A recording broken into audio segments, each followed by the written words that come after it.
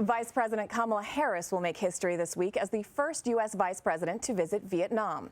She started her trip to Asia in Singapore, meeting with the country's prime minister earlier today.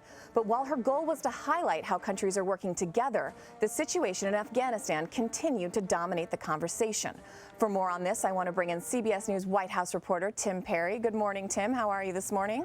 Hey, how are you, Christina? All right, so what came out of Vice President Harris's meeting with the Singaporean prime minister?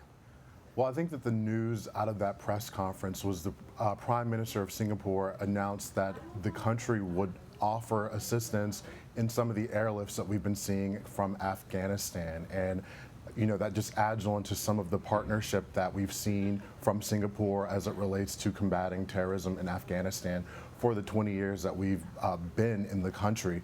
Additionally, we've seen that there is going to be additional partnerships in addressing climate, an issue that is a top priority for Vice President Harris, and cybersecurity threats. The two announced that the two countries would be participating in information sharing and training.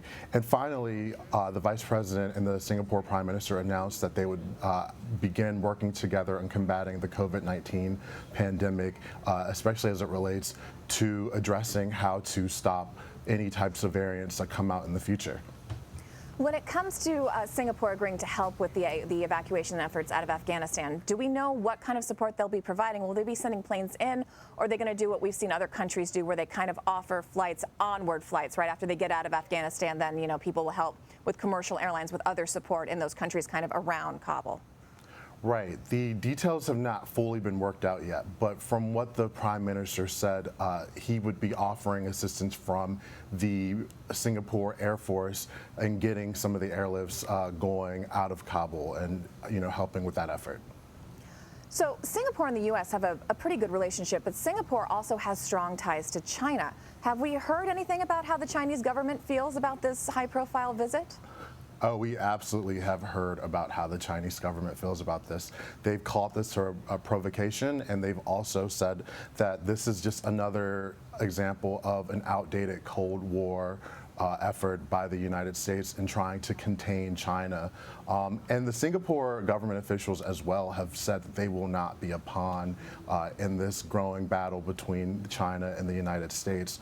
And for the Americans' part as well, they've said that their goal is not to make Singapore or Vietnam choose sides between the two countries, but find areas where they can work together.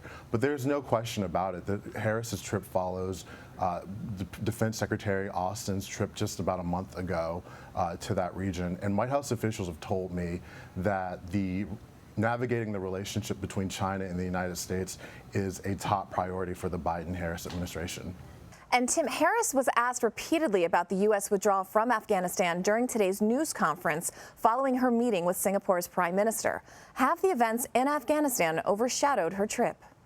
I think that overshadow is kind of an understatement at this point. These are kind of the only questions she's been asked during this trip.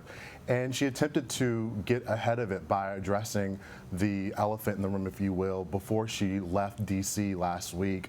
But she was asked several times if the United States has made any mistakes in the evacuation efforts, and every time she kind of dodged the question and instead said that the top priority for America is getting American citizens and Afghan civilians who helped Americans during the 20 years out of the country as soon as possible.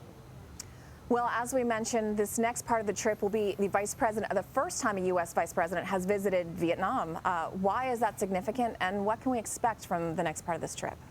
Right, it's the first time a sitting vice president has visited the nation, and it's significant because it comes almost 40 years after the United States left Vietnam, and the comparisons, as we've repeated over the last week or so now, between the fall of Kabul and Saigon in 1973 are pretty stark. Though the White House continues to say, these are two completely different nations, two completely different instances. Let's not draw on the historical comparisons too closely, but the symbolism is definitely there, considering the progress that we've seen between the relationship between Vietnam and the U.S. in the some 40 years after the United States left that country.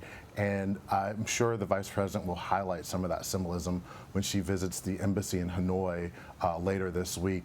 But we can't underestimate the fact that Vietnam is an authoritarian country, and while Harris is in the country, she does plan on meeting with some representatives of the civil society to address some of the human rights concerns that the United States State Department has raised with the country in the past. Certainly some historically ironic timing there. Thank you very much, Tim Perry. I know you'll be tracking that for us.